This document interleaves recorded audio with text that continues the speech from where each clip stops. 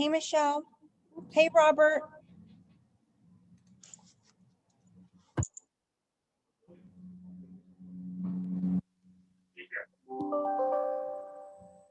Hey, look like everybody's online here.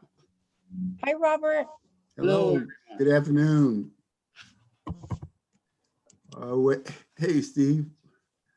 I don't see everybody. Hold on. John is here. Brian is here. Who else is we missing? Rob. Rob is here, right? Hey, Robert. Yep. Yeah. Hey, Rob. Hey, Virginia. And we're missing 3 more folks, 2 more people. So, got what, 2 minutes left? Actually, it's 3 o'clock now, so we're going to give people a couple more minutes and 2 more minutes, and then we'll see where things are. So we are looking for Director McLaughlin and Director Bernstein. Correct. Correct. Director Crowley, did you get your certificate? Not yet, but I got my other one. Oh, okay, good. But I'm waiting. I'm sure this one will come in soon. Okay. Did you get my email about the oath and sending it to me? Yeah, I need to. I'm going to go. I have it here. I need to send it to you. Oh, great. Thank you. Okay. So is it okay with everybody? It's 3:01. Wait another minute or 2. Sure. Okay. So we have to do a roll call, Michelle? Yes, we do. Oh, okay. We did it. This is a special board meeting study session, and Okay. And we have to go we'll through still that. do the public comment and that stuff, but I think it's not going to be very disruptive to do that. Hello, Michelle. How are you? Oh, hi, Manny. How are you? Well, I'm just going to spend a wonderful afternoon learning about ethics. Oh, Yeah, good. sure. Always, Good times, good times. Yeah. afternoon is a good time for that one. And it's a good thing that Solano's on board. I'll only tell you right now. Yeah, Chuck's trying to get on board. Yeah. Here, Michelle? Yes. Yeah, Chuck needs the link sent to him again. Oh, okay. Let me Thank you. scroll down. Thanks for letting me know. Is that Manuel Navarro? Is that Manuel Navarro, living legend? Manny, Yeah, I was just happy that you were going to Hey, Jim is, sit in on the ethics thing with me. well, yeah, well, I have maybe, to keep you in check, Manny, and remind you, right? That's Right, right. Rob? That's what we're here for. We have each other's back on this one, that's for sure. Yeah. hey, we got, Jim is en route. So only person we left is Chuck. And so I assume the link is being sent to him and soon we'll give him another I think minute. he's on board now. Oh, is he? We can't see his video, but Yeah, I don't see him at all. So he's on there on audio. Can you hear me? There he is. okay, he's on audio. Yeah. Okay, then why don't we get started then, since Chuck is, I know Jim is en route. I see him in his car. So why don't we have roll call, Michelle? Director Jones, Yeah, here. Director McLaughlin. I thought I saw him. Okay, Director Bernstein.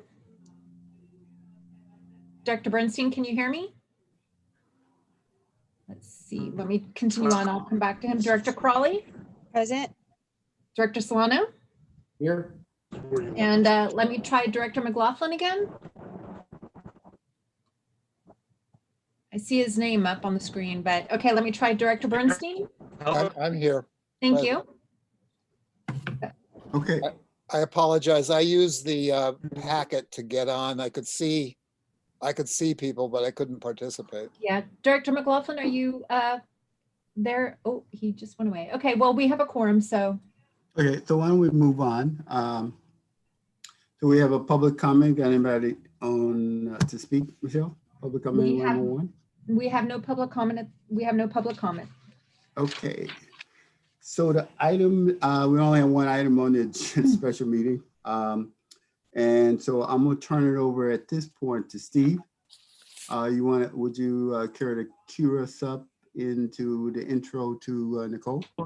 Sure. I believe some of you have met Nicole, my terrific colleague, and I really don't need to spend a lot of time. There's a lot to get through in this session. Appreciate your being here, and I hope you have a good time. I'm looking forward to it. I need to participate as well to get my statutory obligation checked off. So with that, I will turn it over to Nicole. Okay, Nicole. Robert, could I just ask a question about, is it planned to have a break, or should we take breaks as needed, or what's the format going to be? I think Nicole will probably go through that. I can't answer that. I'm gonna let that turn over to Nicole to answer that question. Thanks, it's a good one. Absolutely. So we're going to jump into sort of all of the preliminary information, but this is a long 2-hour training. If folks need to take comfort breaks or get water or caffeine, whatever you need to do, please feel free to step away and do that. But we've got a lot of material to get through in this 2 hours. We're just going to keep churning away. All right. So Michelle, I'm going to share my screen if that's all right. Absolutely. Right. So folks can see the training materials here. Yes. All right, great. Well, thank you all very much for joining us this afternoon. I know that there are lots of exciting things to be doing that aren't necessarily sitting through a 2-hour ethics training, but we appreciate your time. We appreciate your commitment to this statutory requirement. And that's exactly what this is. AB 1234 is required by law, requires trainings for public officials every 2 years. And so what we are going to cover here today are a number of topics that are required by the Fair Political Practice Commission and the Attorney General. And these are really, we're going to sort of highlight these high-level ethical rules.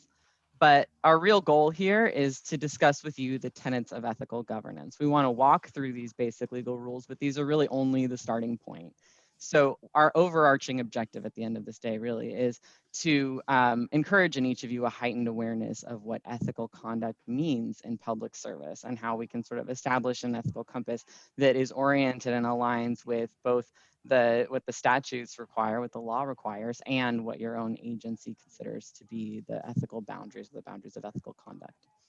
So, as I said, we're going to give you a high level, we're going to touch on all of these laws from sort of a high level. The point is not necessarily to have each of you walk away from this training feeling like I can answer any ethics question, no problem. The point is really, I know, right?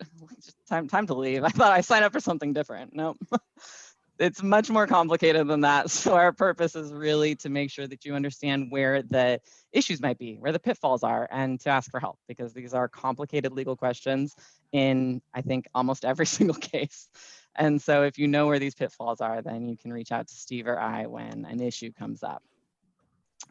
So as I said, we have 2 hours to work through. We're just going to keep churning. If you have questions that come up, please feel free to raise them. If there's anything that we can't answer in sort of the interest of time, we will absolutely follow up. And then I have also developed some hypotheticals that we can kind of work through together so that we can apply some of these theories that we're talking about.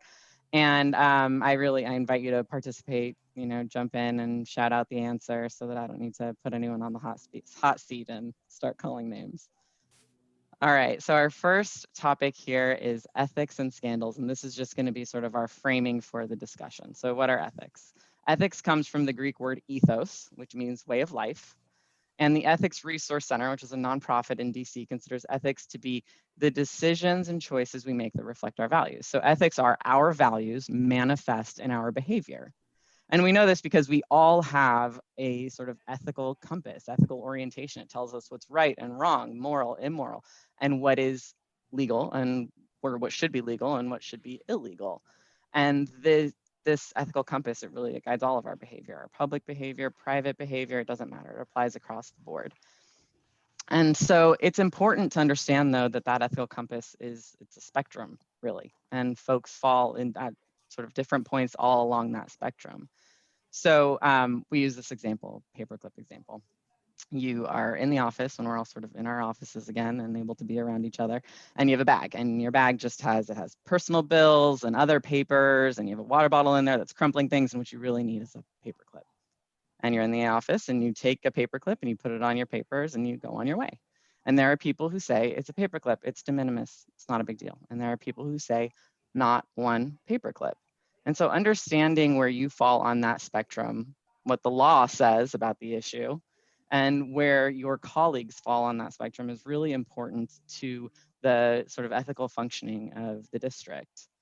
And, rather than sort of test our conduct right up to the absolute limits established by the law, we really should strive to be vigilant here and to think about how all of these issues make us feel. How, what does your gut tell you about these issues as we kind of work through them and talk through them? Because it's not uncommon, I think, for public agencies to look at a particular situation and to say, yeah, that's technically legal, but we don't really like the way it looks. We don't really like the way it feels. So we're going to do more than that, more than what the law requires.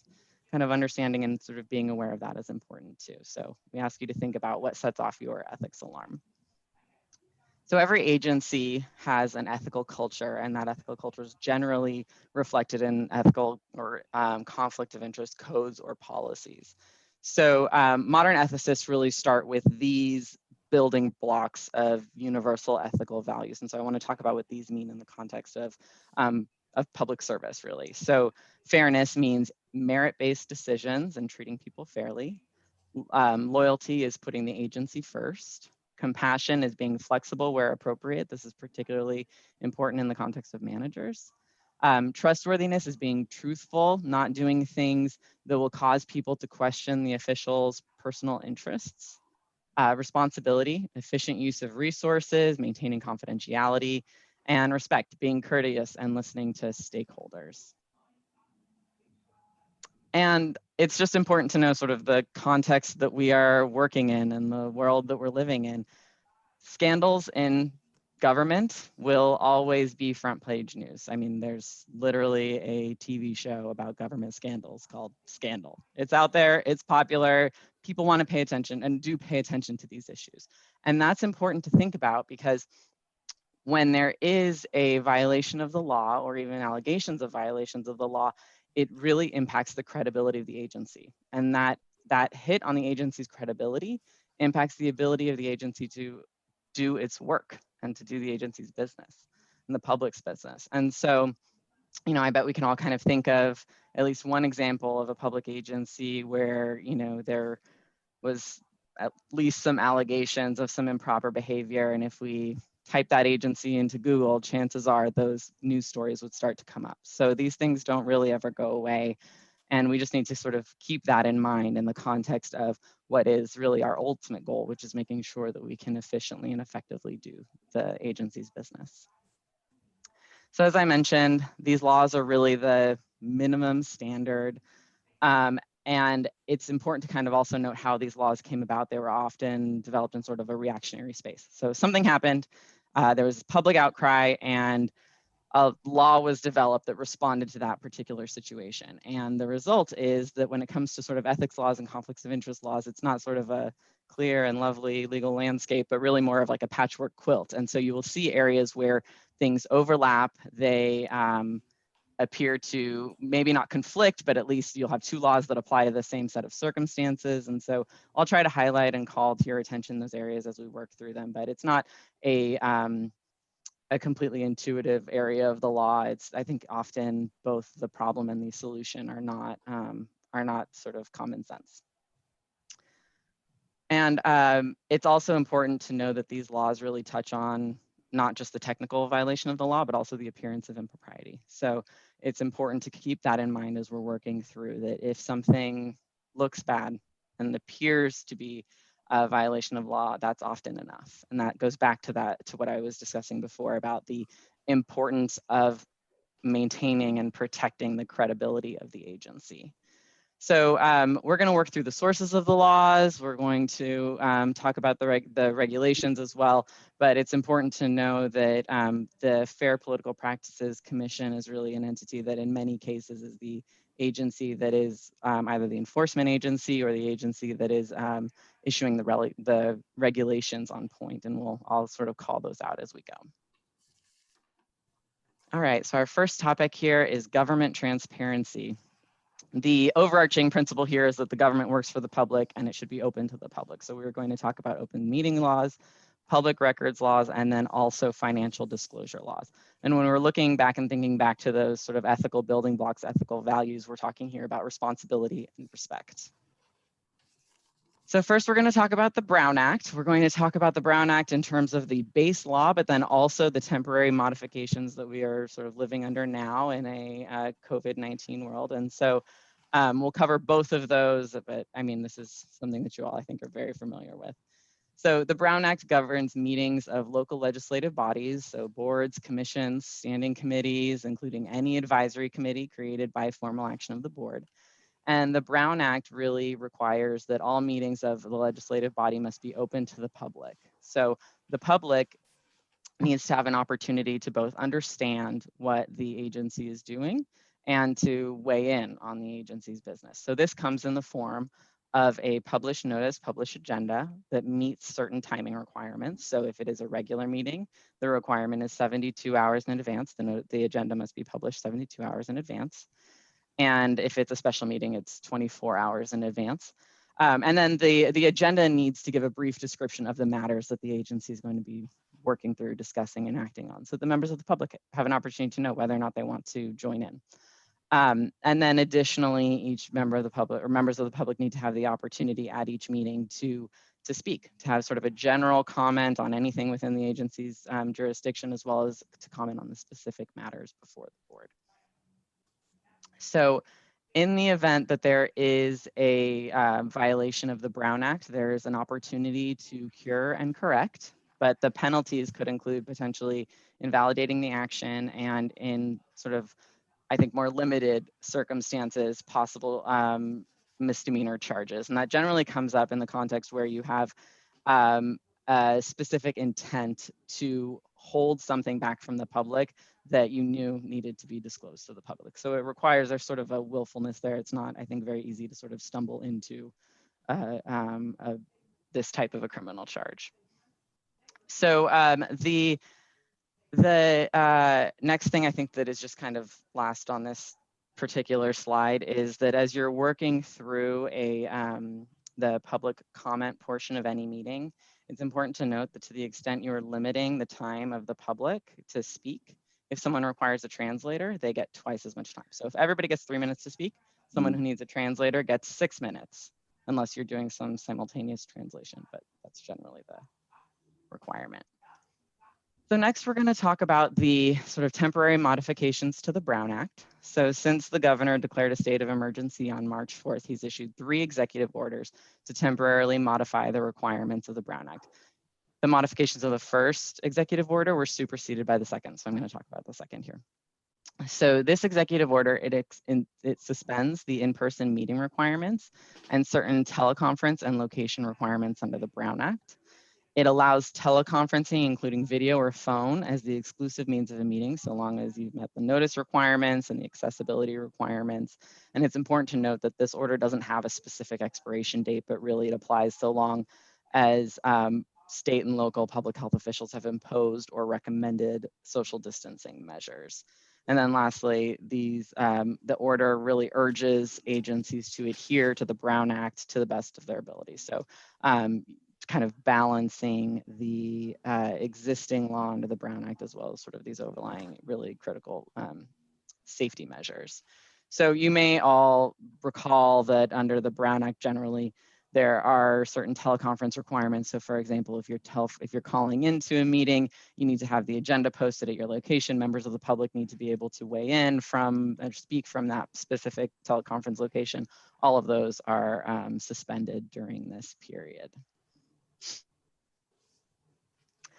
And then the second executive order that I want to talk about really pertains to getting updates from government officials regarding COVID-19. So it gives members of a legislative body the opportunity to ask these questions, but you still can't discuss amongst yourself or take action outside of a properly noticed meeting.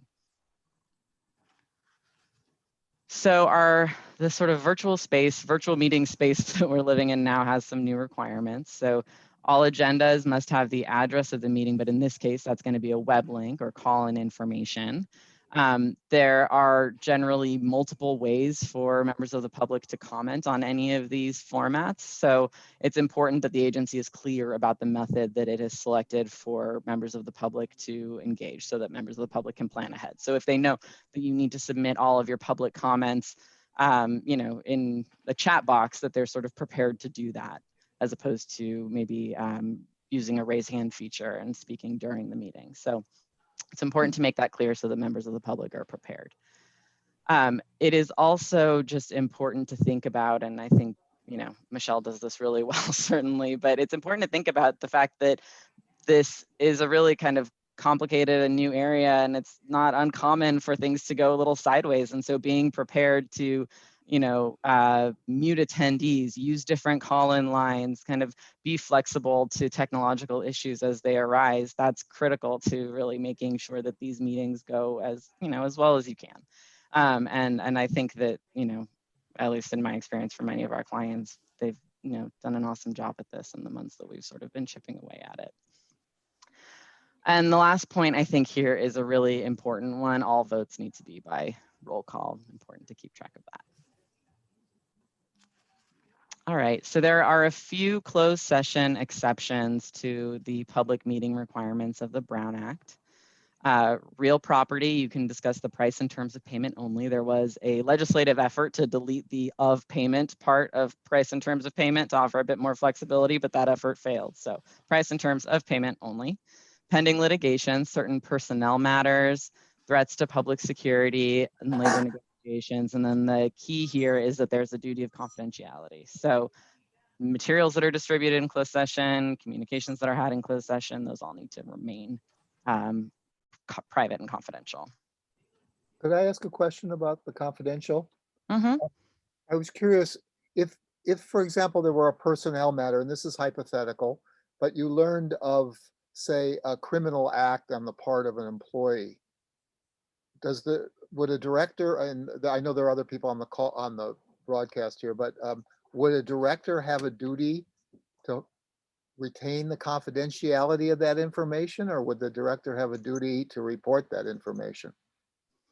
That's a good question. I don't really know the answer offhand. Steve, do you know? Sure, I do. You do have a duty to hold all Brown Act, all closed session information in confidence. The only exception to that is if you are reporting to the district attorney. So in the example you just made, you could report what you learned to the district attorney.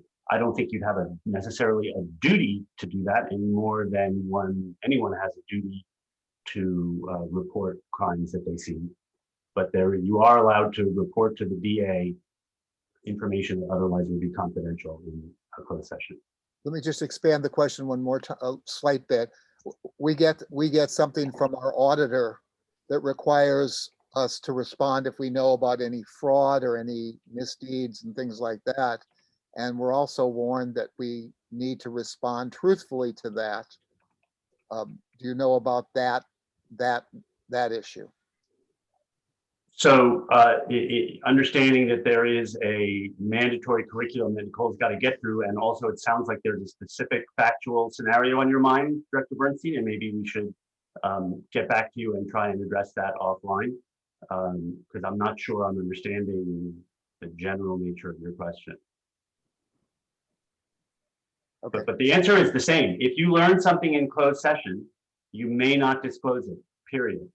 An exception is reporting a violation to the district attorney. Okay, thank you. All right. So our next topic here are what we call Brown Act pitfalls. And so these are really the areas where things can go sideways under the Brown Act, and where it's important to be cautious of not conducting the agency's business outside of an established meeting.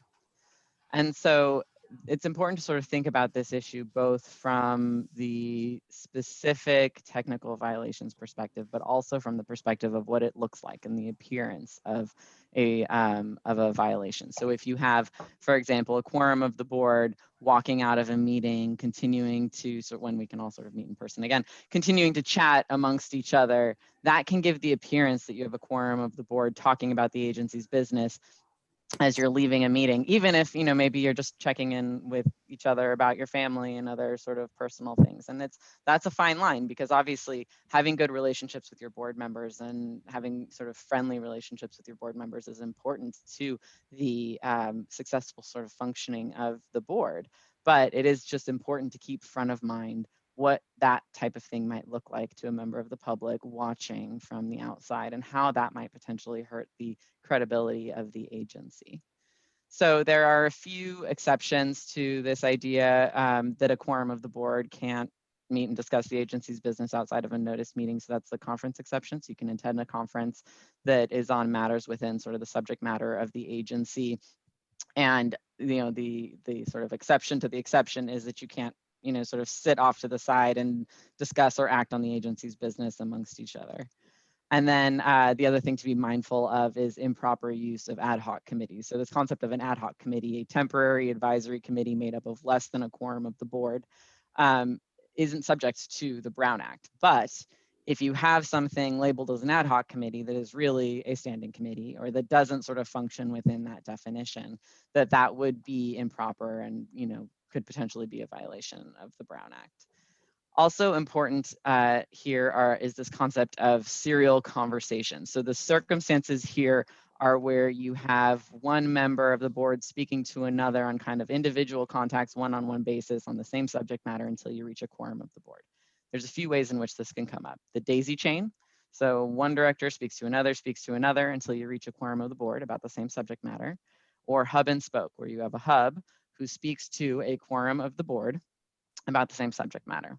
If the hub is a director, then you just need to reach a quorum of the board. If the hub is a member of the public or staff, then the hub needs to be conveying information between. So I heard director so-and-so is going to support X.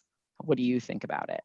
And communicating that information is how you end up with a serial conversation. And so, I mean, I think it's kind of a common practice then when staff is briefing board members to be sure not to share information about that they've received from other board members to avoid exactly this issue. Email is another area to be careful about. This is a real slippery slope.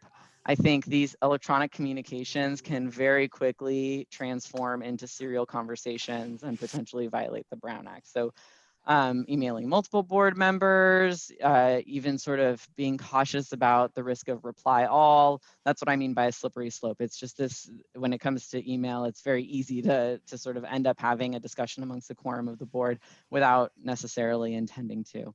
And it's important to also just bear in mind that while it may be unlikely that anyone would find out about an email discussion amongst board members, that this type, like violations of the Brown Act in general, really can break down the trust between the board and staff and the public. And that credibility, once it's lost, once that's broken, it's very difficult to build it back. So it's important to just be cautious here in this space. And I think, this is an ethics training, so you'll hear me mention that a few more times. And then our next topic here is the recent social media rules. Steve did a training on this a few weeks ago. I was a little tempted to do a pop quiz, but I won't. I'll show you our slide here. So what this new statute allows, or really provides, is that it clarifies that members of a legislative body can use a social media platform to answer questions, to provide information to the public, and to solicit information from the public regarding subject matter within the agency's jurisdiction, but still can't discuss amongst themselves or about anything that's within the subject matter of the agency. So all of this was always sort of within the purview of the Brown Act, but now we have more clear guidance on what can and can't be done. Can I ask you a question, Nicole? Mm-hmm. Hypothetically, the social media communication, is that, say for example, someone posts something, you know, hey, I'm doing a great job, or the district is doing a lousy job in this particular area, and that goes out, and then someone else, like, you know, like social media, they always make these comments.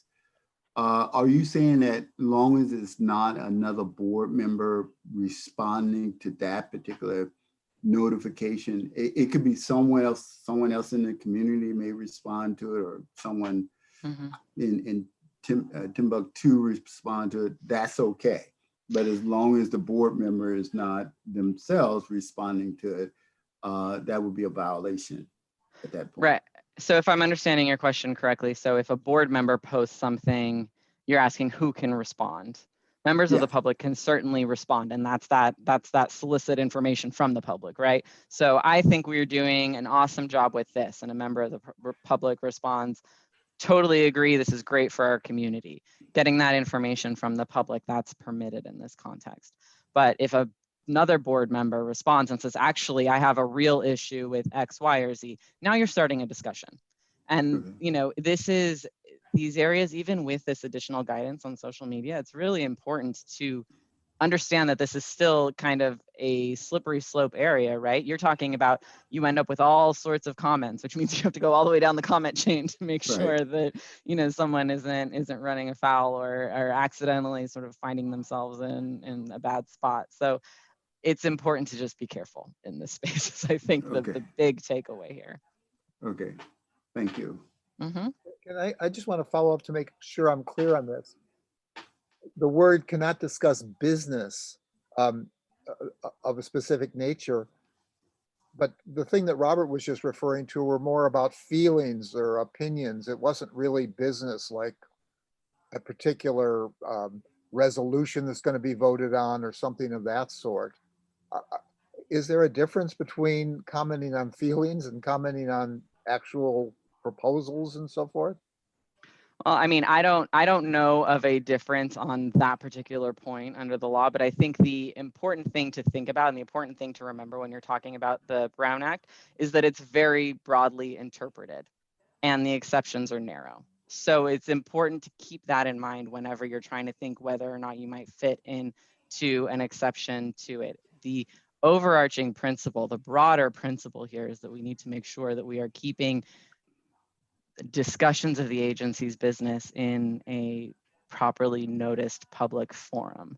So you could, I mean, without kind of hard specifics around what Director Jones mentioned, it's hard to say like, yes, that would be fine, and no, this wouldn't be fine. But thinking about that overarching principle, I think is where I would land, frankly, in looking at any discussion. Steve, is there anything you wanted to add on top of that? Only that it is very hard to answer your question, Director Bernstein, because there's really no law on this brand new law. Or no case law yet developed, or even no one's tried to test the boundaries of what the phrase that you properly identified is unclear, specific nature. But what is clear is the phrase subject matter jurisdiction of the legislative body. And that, as Nicole mentioned, is broadly defined to be anything that is related to the business of the district. So even if someone is, as you've indicated in your comments, from expressing their feelings, I think if it's a feeling about something within the subject matter jurisdiction, prudence would dictate that you follow these new rules. Well, again, I'm trying to apply this, you know. Right. So here's how I would suggest you apply it. Do not respond directly to a fellow board member's social media posting, rule number 1. Do not discuss in a private chat room where only board members are allowed in and the public cannot participate. Do not discuss issues regarding the district, just as you wouldn't do that in a real tactile sense. But what this law does allow is more flexibility in participating in a public discussion on social media about issues that might, in other contexts, constitute a board meeting. Let me take a real example for a moment. A fellow board member asks for support in the upcoming election. And ask me, and I say, well, I would feel uncomfortable supporting you because of X, Y, Z. And then they go to another person and ask the same thing. Are we not discussing the business of the board at that point? This is on social media in your example? Well, I think it could be on email or something of that sort, but it could be in person also. I see. Well, email is not social media under this new law. So email is separate. But in your example, I have like 3 more questions. I could talk to you for about an hour on this. I'm super interested and I'm happy to have that discussion, but I need to ask you more questions to be able to give you a good answer. And I'm just cognizant of the fact that the Attorney General requires that Nicole get through a certain amount of material. And so I don't want to hog all her time. Okay, thank you. All right. So our next topic here is the Public Records Act. So the California Public Records Act gives the public the right to inspect and copy records. Public records include all non-exempt writings or other records in any format concerning the agency's business that are owned or retained by the agency. So this includes email. It may include metadata. And there's a relatively recent California Supreme Court case that addressed information concerning agency business located on a public official's personal device. And what the court held to be the test is the content, not the location. So when you're looking at whether or not something is a record and disclosable under the California Public Records Act, you look at the content and not where it's located.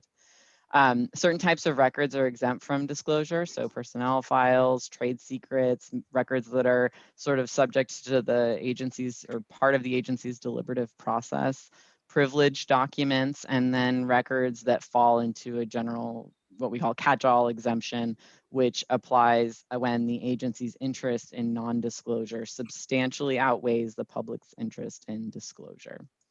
And then there are really some statutory deadlines when it comes to responding to Public Records Act requests. So it's important to just promptly follow the district's process when handling these types of requests. And the last topic I want to cover here before we move on to our next section is the sort of required financial disclosures. So this will be like your Form 700. High-level public officials are required to disclose financial interests in part to really better protect against conflicts of interest. And I'm going to talk about conflicts of interest shortly. But these disclosures generally need to be filed upon assuming office, annually while in office, and upon leaving office. So I'm going to touch on these disclosures as we kind of go through in a few different places. But that I wanted to cover that high-level summary here.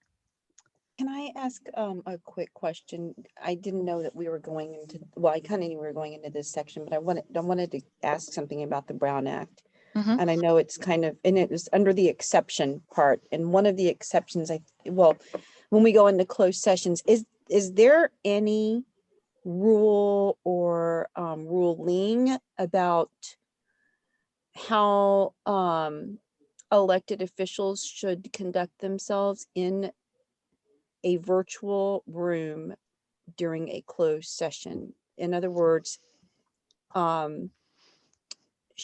can they turn off their camera? I mean, because I think my whole problem is if someone is in closed session and they're turning off their camera, someone else could be in there in that room listening to privileged or confidential information, whatever it is. Or I mean, and I know that, people are working from home, for example. So I know that for me, when I go into closed session, I'm going into our home office and I'm closing the door and no one's there. And, I've got I know that no one's around, but if someone turns off his or her screen, we don't know that, for example. So is there anything on that? Because anyone could be in a closed session right now, since we're not meeting in person and we're meeting virtually. I think that's a really good point. I mean, I'm going to kick to Steve to see if he knows of anything. I don't know of any guidance on this point, but I think it is very much an issue of meeting management, right? And this issue of meeting management doesn't just apply in the context of closed sessions. It applies much broader than that, especially when we're talking about virtual meetings. Right. Do you have to keep your camera on, things like that? Right. So I completely understand what you're saying. I'm going to kick to Steve to see if he knows of any context here, but I don't.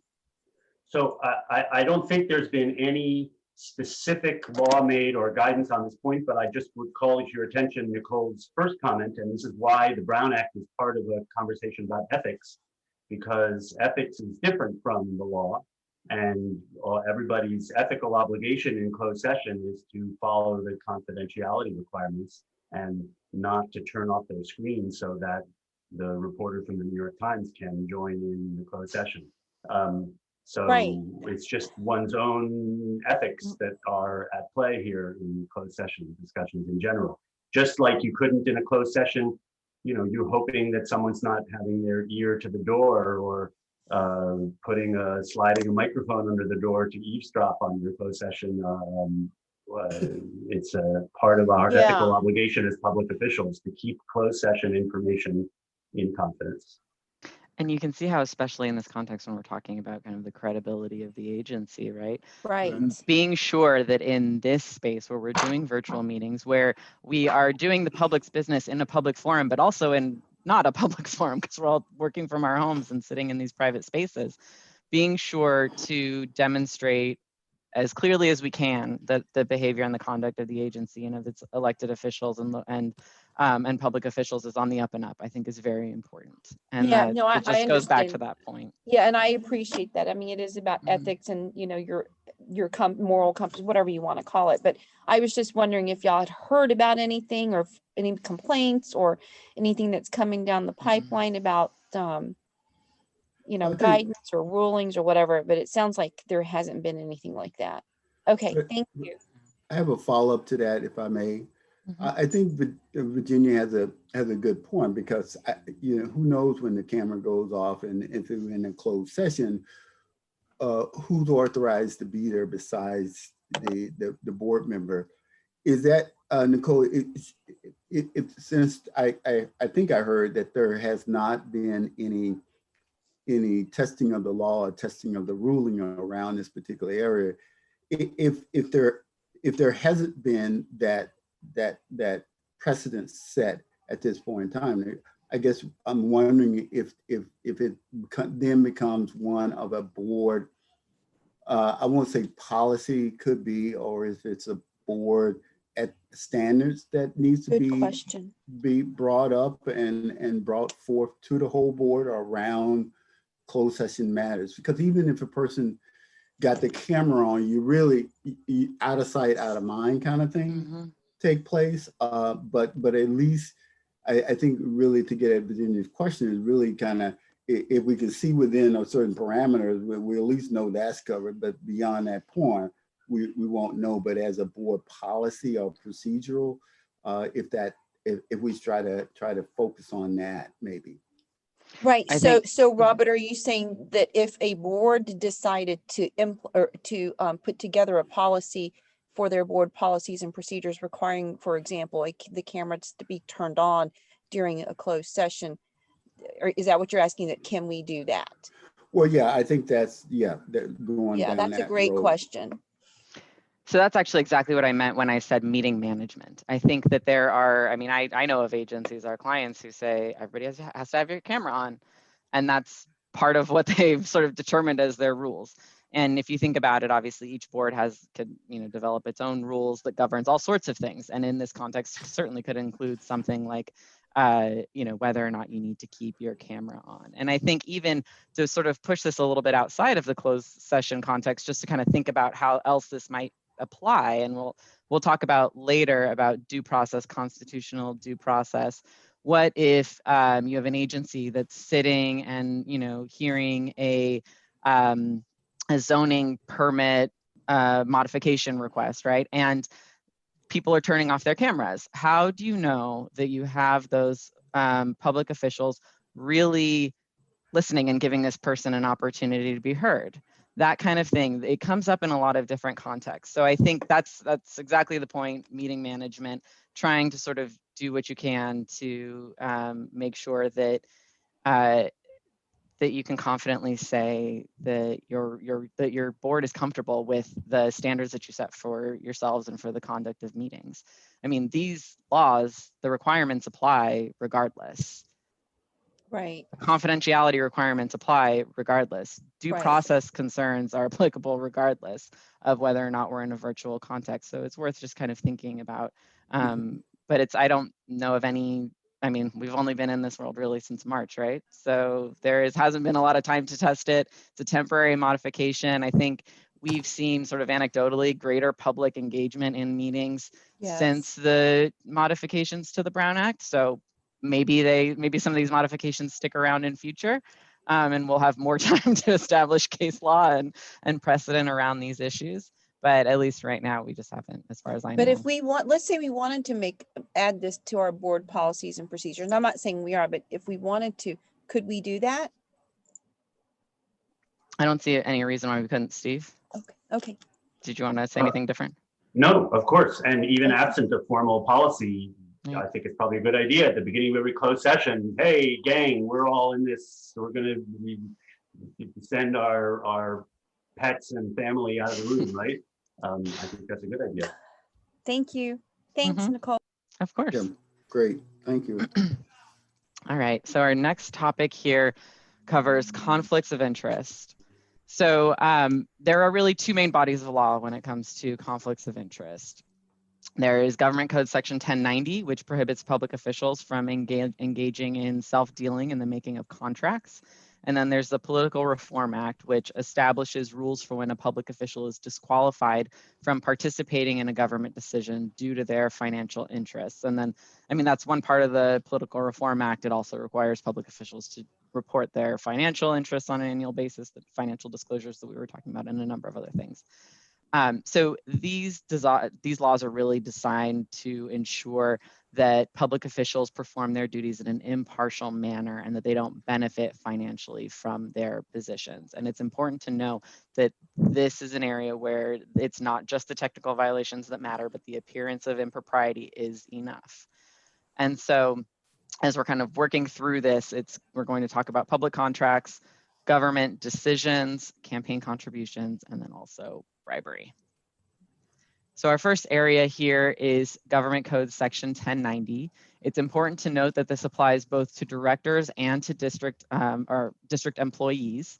And this prohibition, Government Code Section 1090, it really has codified a long-standing common law rule that public officials may not be financially interested in any contract made by them in their official capacity or by any body or board of which they are members. And it's important to note that this rule, this really pivotal rule, is broadly interpreted by the courts. All of these words are broadly interpreted. Contract, making, all of these broadly interpreted.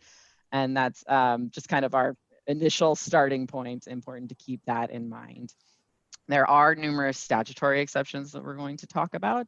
And then it also is important to note that this can apply to your spouse's or dependent child's interests as well. And when there is a Government Code Section 1090 violation, the consequences are really quite draconian. So it's important to keep your radar up on 1090 issues. So when we're looking at Government Code Section 1090 and working through the analysis, the first question is really, is there a financial interest? So the statute, unfortunately, does not tell us what a financial interest is. So we look at case law, Attorney General opinions, and more recently, FPPC opinions to better understand whether or not there is a financial interest. If there is a financial interest, we ask whether or not there is a remote interest or a statutory non-interest exception that applies. The remote interest exceptions really only apply to board members, but they are useful to kind of understand whether or not there's a conflict of interest, even if the individual that we're talking about isn't a board member. So if there is an applicable remote interest exception, then the board member may recuse themselves, but the agency can recuse themselves and the agency can continue and enter into the contract. If there is a non-interest exception that applies, then it's effectively the legislature saying, yeah, we know this looks like a financial interest, but we're designating by statute that it is not. So if there's a 1090 conflict, if there's a 1090 conflict and you are a director, there are really two choices. The agency can choose not to enter into a contract or you can resign. If you are a member of staff, you can recuse yourself instead of resigning. And then, as I said, the penalties are really very severe. So the contract will be void not voidable. So even if both sides had attorneys, the terms are all fair and reasonable, the contract is void, it's prohibited at the outset. When the contract is void, the contractor who's performed work under the contract has to refund the agency any money that they've received, at which point they will very likely turn around and sue the individual who has the conflict of interest. And it's just important to sort of understand in this context, I think, that we're talking about public servants who are using their influence to financially advantage themselves. And that's really sort of the particularly offensive thing. And that's why the penalties are so severe. So in addition to what I already discussed in terms of the contract itself, depending on sort of the context, there are potentially felony charges, imprisonment, and fines. You'd have to pay your own attorney's fees to defend yourself, and you can never hold public office again. So if there is an agenda item that implicates something on your statement of economic interest, that should be a red flag and an opportunity to raise your hand and ask a question. All right, so for a long time, you really could only get an Attorney General opinion to offer any kind of guidance on interpreting Government Code Section 1090. More recently, just in the past, I think 7 years, the FPPC was authorized to provide advice and to do some civil administrative enforcement on Government Code Section 1090. And this has actually been very fantastic, I think, in my view as a lawyer who practices in the area of ethics, because they've issued a number of formal letters on Government Code Section 1090 to kind of help us understand these parameters and interpreting it. The FPPC also has a hotline that you can call seeking informal advice, but we've kind of anecdotally found that they are more willing to, or will generally sort of request that people send in a formal letter to get an opinion as rather than opining informally over their hotline. So we have our first hypothetical here. Our staff member says, as you all know, the district has outgrown its current space for record storage and wants to lease a new storage facility for all of its paper records located at 100 Woodland Avenue in Groseville, California. Staff proposes the district rent the storage facility located at that address. And our director says, wait a minute, I think Director Owens owns that facility. Can the board of directors authorize the fire chief to execute the lease? What do folks think? No. No. Excellent. Thank you. No, that's a true conflict.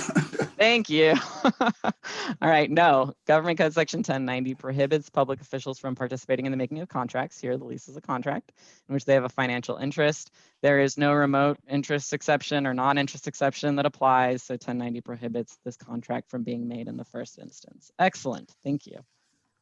All right. Our next body of law here comes from the Political Reform Act. So the Political Reform Act was enacted in 1974 in reaction to Watergate. The purpose of the act is really to eliminate the possibility of public officials influencing government decisions to serve their own financial interests. So this is more expansive than Government Code 1090, but overlaps with Government Code 1090 because the decision to award a contract is both making a contract and a government decision. So you have that overlap there. So the act establishes the rules for disqualifying public officials from decisions and requires, as I said, sort of the annual financial reporting. But the basic rule here is that public officials may not make, participate in making, or in any way use or attempt to use their official position to influence a governmental decision when they have a disqualifying interest. And an individual has a disqualifying financial interest in a government decision if the decision will have a reasonably foreseeable material financial effect on the official that is distinguishable from the effect on the public generally. Each of those phrases has a whole slew of regulations that come along with it. So when we're looking at a potential Political Reform Act conflict of interest issue, it is a very fact-intensive analysis because we have to sort of work through these regulations. They're updated very regularly. So it's a very fact-intensive analysis. So when we're applying the law, this is our process here. So you may be familiar, there used to be an 8-step test. Now it's a 4-step test with 2 precursors. So our precursors are you a public official? If you are participating in this call, you're very likely a public official. Is there a financial interest? And the Political Reform Act quite helpfully provides us with a definition of financial interest. So our financial interests are listed here. And then we go to our 4-step analysis. So first is the financial effect on the official's financial interest reasonably foreseeable? So if your financial interest is explicitly involved in the transaction before your body, then the effect on your financial interest is presumed to be reasonably foreseeable. If your interest is not explicitly involved, then we look to whether or not the decision will result in an effect on your financial interest that should be a realistic possibility and more than hypothetical or theoretical. So a realistic possibility, not even a probability, a possibility. The second question is it material? So in this context, you need to look at the specific financial interest, and then you need to look at the regulations on materiality to determine whether or not it's material. And these materiality, really all of these regulations under the Political Reform Act, like I said, are updated very regularly. So I'm just going to kind of hit the high level on what the materiality analysis looks like. So in general, if you or your property are named in the matter before the legislative body, the effect on your financial interest is probably material. If you're not named, then you need to look at the materiality factors, and the regulations really essentially boil down to, will the value or use change as a result of the financial decision?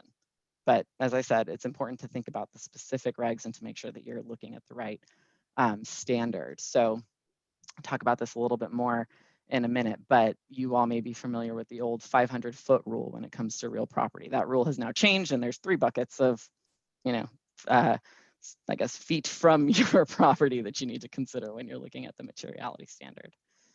So the third question here is the effect on the official the same as the public generally? So in other words, is it going to hit your pocketbook in the same way that it's going to hit the pocketbook of other members of the public within your jurisdiction?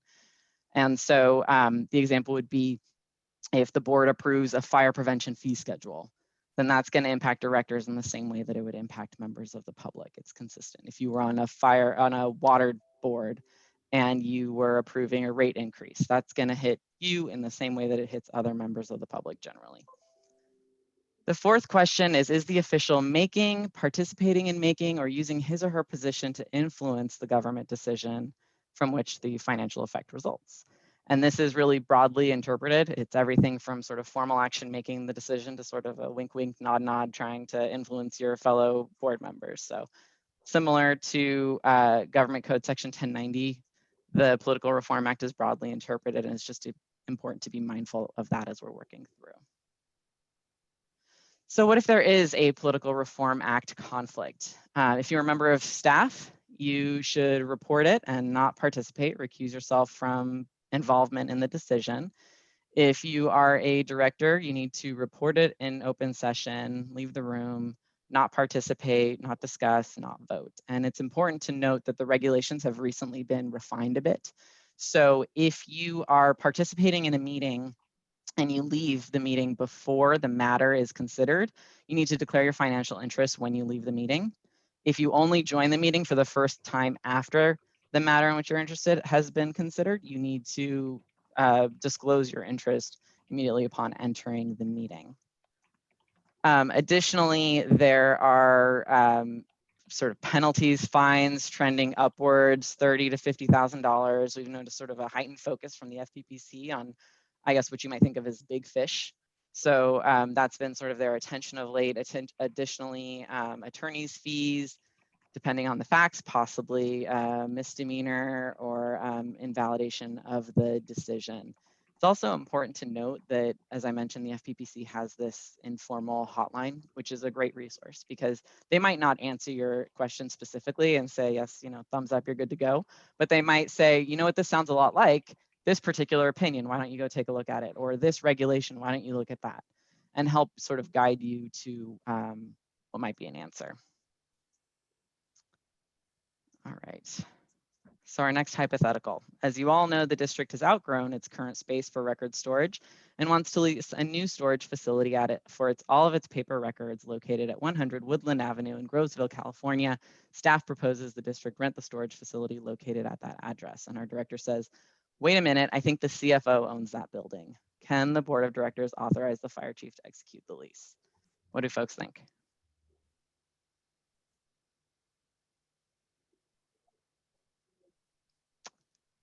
Ask legal counsel is always a strong choice, just to be clear. Always the right No. answer in my No, book. ask the trainer, not ask legal counsel. So here, yes, the district can enter into the lease, but the CFO can't be involved under Government Code Section 1090. They would need to recuse themselves. And under the Political Reform Act, they would similarly need to recuse themselves. They can't be involved in any tenant improvements on the property sort of once the lease is in place. And it's important, I think, in this context, this hypothetical always makes me wonder, like, how can the CFO not Right. be involved? Right. Right, Or- that's my yeah. whole thing. It's the CFO, it's the chief Exactly. financial officer. Are they actually able to recuse themselves? I think it's a good question. Is there somebody else who can fill that role, and sort of, can we Well, build a and wall? then is it the CFO subordinate then? I mean, who does that? All very good questions. These are all, I think, in this context, it's this hypothetical has some weaknesses when you push a little bit. Would it also fall under to what is common practice that that particular or common, whether it's lease amount as well as common practice for that particular business as well? If it's an exception, if the district getting it being charged more than what would normally be anticipated for that same use by somebody else, then that would seem like would be an egregious kind of an approach or benefit that the CFO would have. But if it's common, if it falls within the same scope as anyone else, if there was, the public library rented and it has the same amount, but it can get tricky. I can see where even Absolutely. the propriety of just being able to say, hey, at arm distance, how long is your arm? And I think actually what you're describing, any sort of overpayment under a lease, would very likely start implicating gift of public funds, misuse of public resources, which we're going to talk about in a little bit. So thank you for highlighting my future slides. But these issues Sorry. do all, oh, no. Thank you for getting there, because these issues overlap. And it's important to think about it. This is never just squarely a conflict of interest issue. It can implicate other things. And, that's how things Could I spiral. also, if a request for proposal and a public bid process changes any of this? In this context, no, because we're talking about the actual decision that someone has a financial interest in. So I think what you might be alluding to is sort of the concept of the fair processes and open competition, and if the district would be statutorily required to, for example, award to the lowest responsible bidder. Are we sort of following that avenue and following that statutory requirement? Does that maybe trump some of these other considerations? I don't think it would, because in this context, we're talking about whether or not the district even can enter into that contract, that it would otherwise sort of be following its own rules or its own statute. And, we're talking really about the financial interests that are at play here, which would, I think, trump in this case. Thank you. So our next hypothetical, as you all know, the district is partnering with the cities in our jurisdiction to hold a joint fire season awareness event in Civic Center Park, and we want to hire events for you to put on the program. My primary residence is right across the street from where the event will be held, and our fire chief asks legal counsel, can the director participate in discussions related to this contract? What do folks think?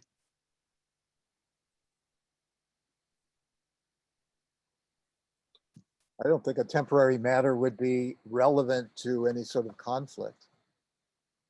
Yeah, I think probably, yes. So this is a real, sorry, go ahead. I mean, I'm not sure where the financial conflict would be. So it's a real gray area, and the answer is really lawyer's favorite answer. It depends. So Okay. in this context, Or ask legal counsel. Exactly, ask legal counsel. So here, this isn't a 1090 problem because the director isn't the named party. We don't have any facts to suggest that they have any kind of financial interest in events for you. They just have a house that's right across the street from where this event is going to be held. So under the Political Reform Act, we need to consider the regulations. This is a government decision.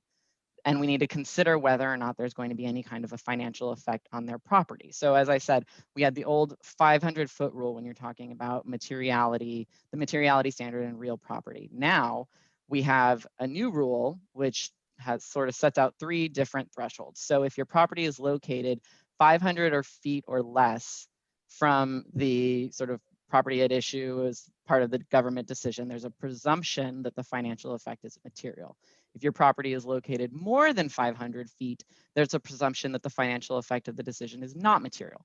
But these presumptions may be rebutted with clear and convincing evidence. If you're sitting in that middle bucket, your property is located more than 500 feet, but less than 1,000 feet from the property at issue of the governmental decision, then you look at whether or not the financial effect on your property is material based on the following standards. So will it change the parcel's development potential, income producing potential, highest and best use, market value, or character by substantially altering traffic levels, intensity of use, parking, view, privacy, odors, anything along those lines.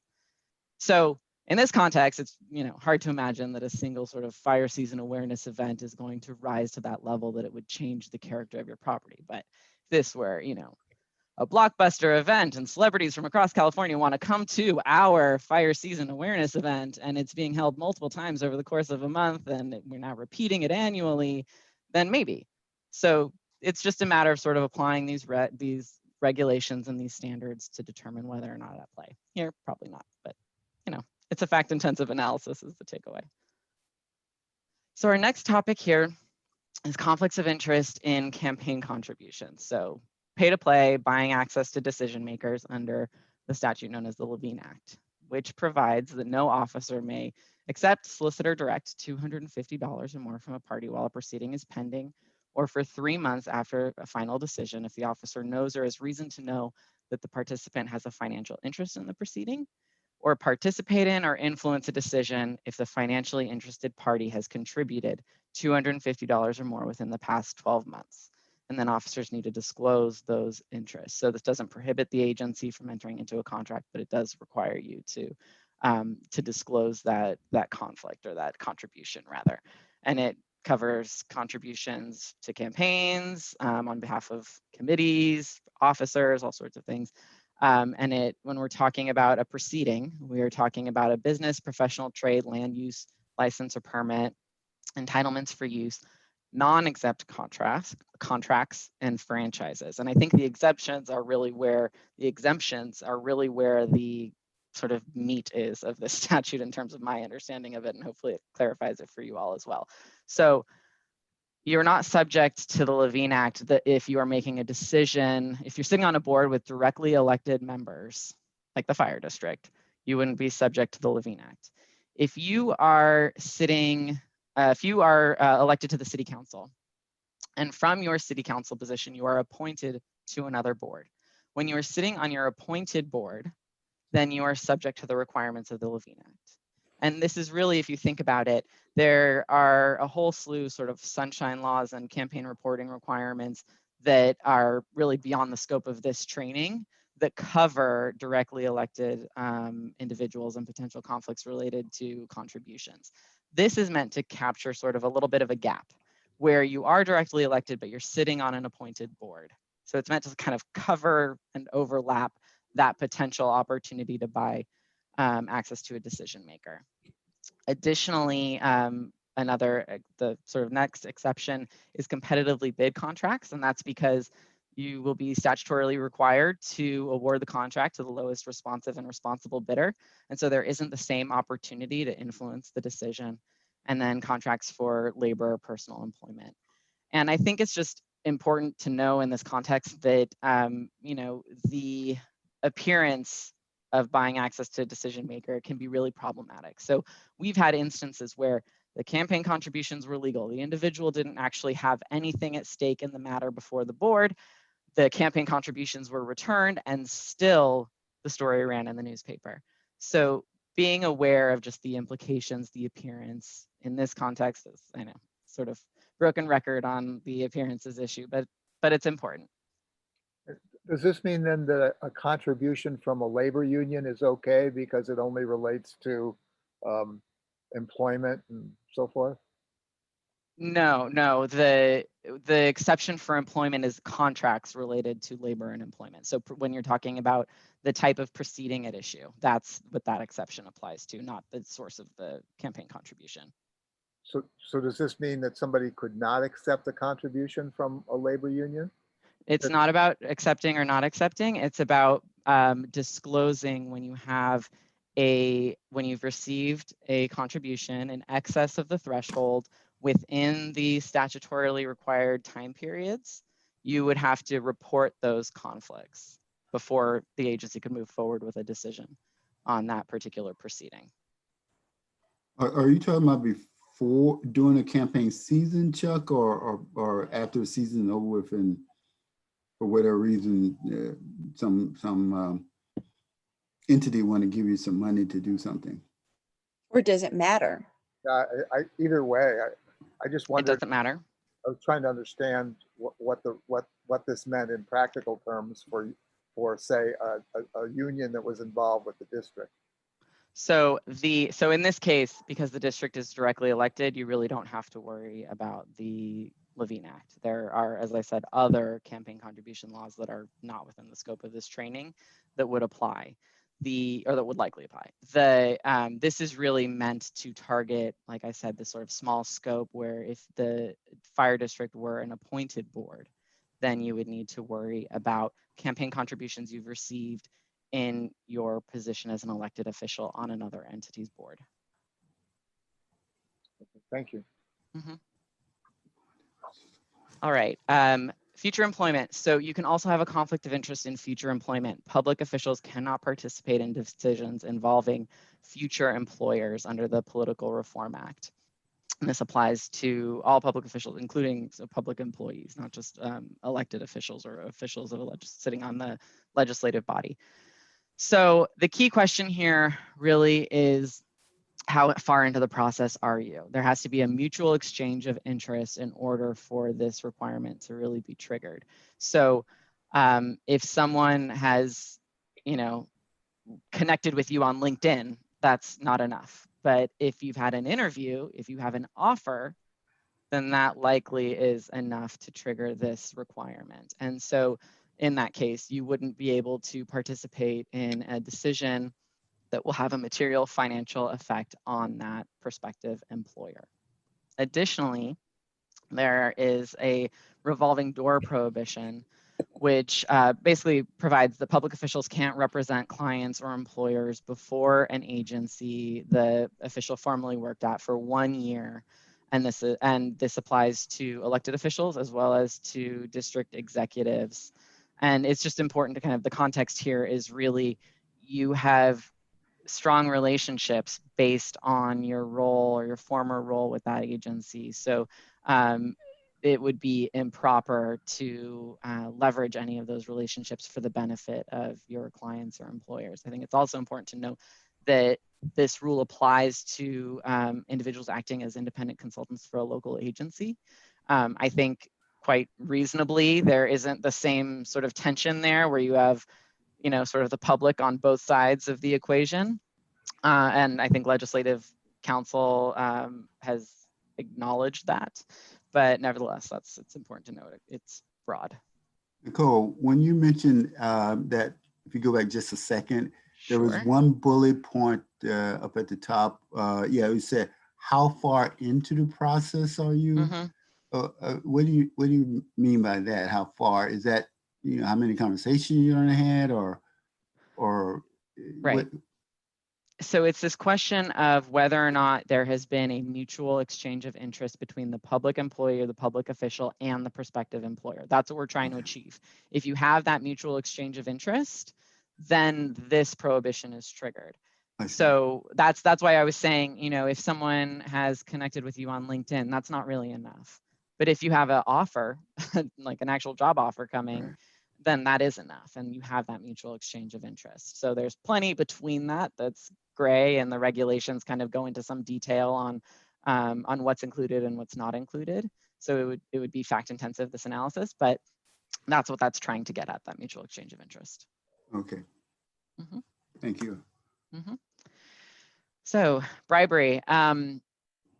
So this is really, this bribery occurs when you have anything of value that's exchanged for a vote, an opinion, an action on a pending or a potential matter. So I mean, I'm sure we've seen this phrase in the news a lot in the past few years, quid pro quo. This means an exchange of this for that. And it's important to know that even if a bribe isn't actually received, a meeting of the minds is sufficient. So if there is a meeting of the minds to exchange or to give or receive a bribe, that's enough under the law. So the penalties are imprisonment 1 to 4 years. If no bribe was actually received, a fine between $2,000 and $10,000.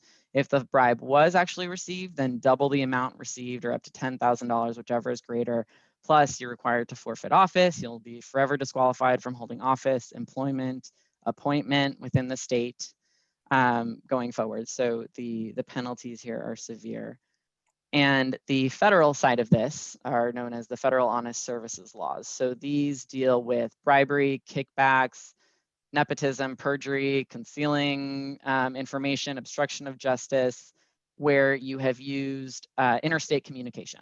So if somebody mails you a bribe, uses the internet to email you a bribe, Venmos you a bribe, that's the context where we're talking about federal honest services laws. And so if you've ever seen, an FBI sting on a local government agency or office, and you're wondering what's the FBI doing involved in this, federal honest services laws, they used interstate, or there's allegations that they used interstate communications. So penalties for violating the federal honest services laws include up to 20 years in jail and $250,000 in fines. I think in this context, when you're talking about bribery, given just how offensive bribery is, it's really easy to assume that the circumstances under which it comes up are always just the most nefarious, like back alley, exchanging this for that. And frankly, that's really not where these circumstances come up. And it's important, or not always where they come up. And it's important to have your sort of ethical radar tightly tuned on this issue, because you can have situations where you have a personal, professional relationship that crosses the line. It also implicates issues of gifts, and sort of being careful and understanding that issues of bribery and kickbacks can come up in really a much more innocuous and probably common context than what you might expect. This is an area where it's really just important to keep your ethics radar finely tuned. Nicole, could I ask a question here? And Mhm. this relates just all of these things, contributions or a gift or whatever. Could you just generalize maybe about how this relates to something one's spouse might receive? So we are going to get to gifts in, I think, either the next section or the one after that, and I'll give you a lot more detail. I can more than generalize. I can give you a lot more detail there. Okay, thank you. Mm-hmm. All right, so our takeaways here really are to always be on the lookout for a conflict, to ask for help. There really isn't anything wrong with having a conflict. We all have financial interests. We have places where we live, we have business interests, we have sources of income. Having that conflict is not the problem. The problem is not doing anything about it, not raising your hand and sort of saying there's an issue or there might be an issue in advance of the agency taking action. So being aware of that. The problem and the solution really aren't very obvious. And as I've sort of tried to highlight throughout, these are fact-intensive analyses. So if there is a potential conflict of interest question, you should be prepared for a lot of follow-up questions from us, not because we're nosy, but because we need to understand the finer facts in order to understand whether or not there's a financial interest at play, whether or not there's an exception that applies, just to really address the whole issue completely. So our next topic, perks of office. So this really it covers the rules that are designed to prohibit public officials from personally benefiting from their positions. So we're going to cover gifts, honoraria, free or discounted transportation, and use or misuse of public resources in a number of different contexts. There are overlapping state laws and agency policies related to, what we categorize as perks of office, and it's just important to know that the stricter of the two will govern. So, gifts. The FPPC regulations establish limits on gifts public officials may receive and the reporting requirements for these gifts. So the number one resource that we can refer you to when it comes to gifts is the FPPC's gift guide. So this was included in the ethics resource packet that was included on with the agenda and was sent out. So you all have it. This is the first place we go when we get a gift question. Encourage you all to get familiar with it as well. They call it a fact sheet. It's 14 pages long, but it has a lot of really great information, very useful information. So I'm going to provide really a high level overview here, but you can get more information and more details on these requirements from the gift guide. It breaks it out and says, is it reportable? Is it disqualifying? Is it subject to the gift limits? It just totally breaks it down in that way, and I think it's very useful. So the gift limits apply to public officials, which are statutory filers and designated positions in the agency's conflict of interest code. And a gift is anything that confers a personal benefit for which you do not provide something of equal or greater value. So a gift limit of $500 per source per calendar year that's what's currently in play right now. This is adjusted every 2 years. So going forward, starting next year, the limit is now $520. And you'll see it sort of continue to increase. So you have a disqualifying conflict of interest if a source involved in a government decision gave you a gift that was over $500 in the 12 months prior to that decision, and public officials need to report any gift worth $50 or more. So when we're looking at gifts, we first have to ask whether or not there's a personal benefit here. So the key question is that the official received some kind of benefit and didn't provide something, as I said, of equal or greater value in return. So if there is a personal benefit, then we look to whether or not there's some limited exception that applies that would sort of take this out of some of the standard reporting or other limitations on gifts. But in general, things like food and drinks, services, travel, money, those types of things are gifts, but a gift may be exempt if it falls under one of the exemptions. So if your friend, or I guess I would say if an acquaintance takes you out to lunch at a very nice restaurant, then that is probably a gift.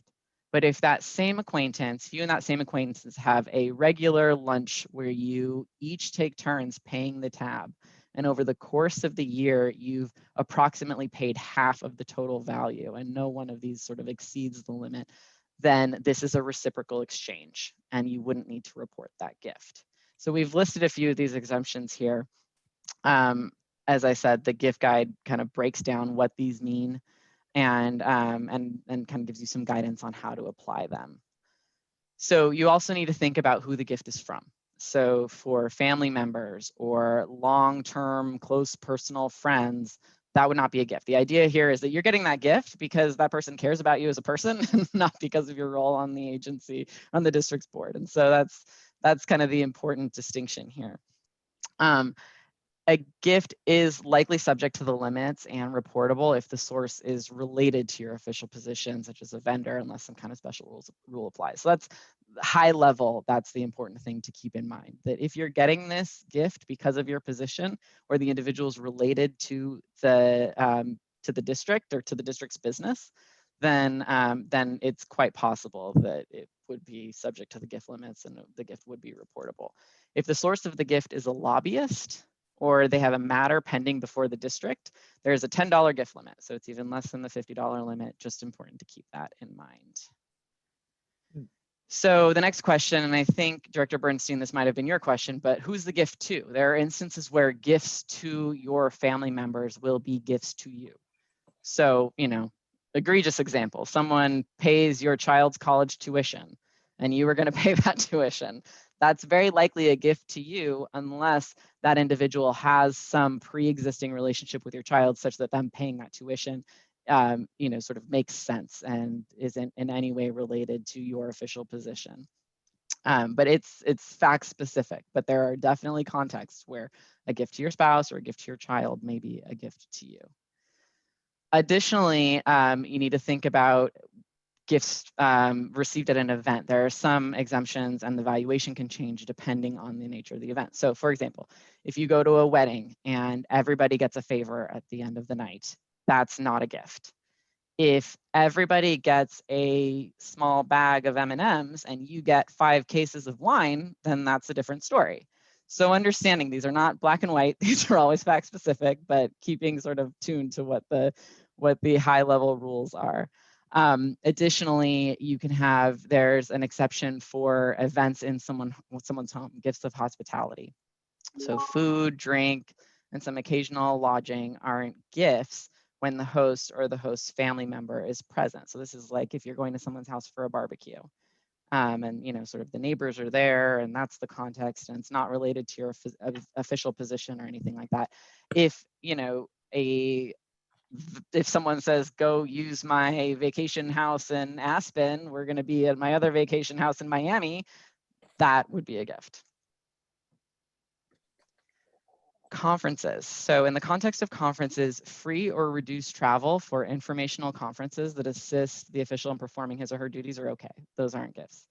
Meals, lodging, transportation costs are generally considered gifts subject to the gift limits and must be reported and can be disqualifying. If the expenses are paid by a public agency or a 501c3 in connection with the travel for governmental purposes, they're not subject to the gift limits, but they are reportable and they can be disqualifying. So it's important to just keep in mind that if you're performing a service in connection with a bona fide business, trade, or profession, such as teaching or something along those lines, then the income received from these services is treated as just that. It's treated as income and not as a gift or honoraria.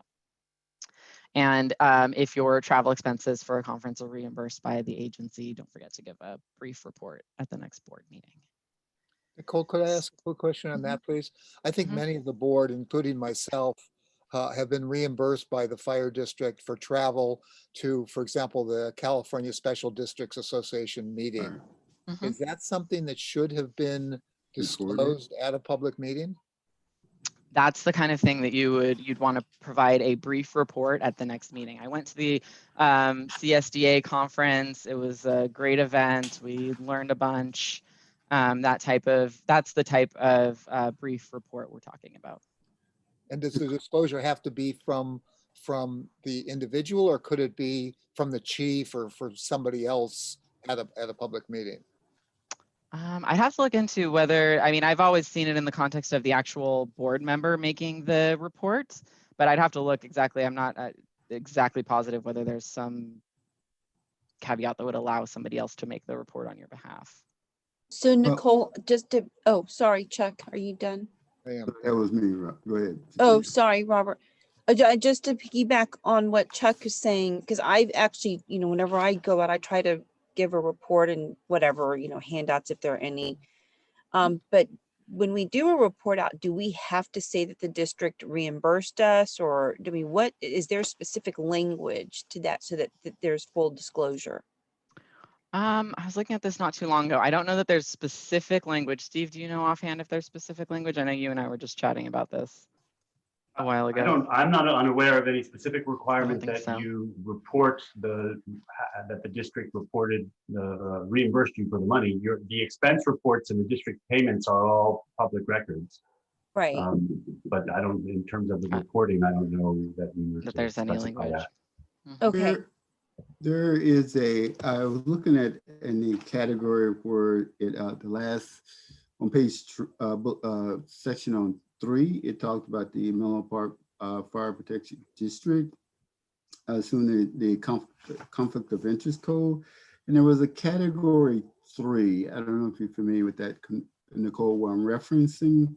It talked about a person in this category shall disclose all income, including receipts of gift, loans, and travel payment from any Menlo Park Fire Protection District related sources.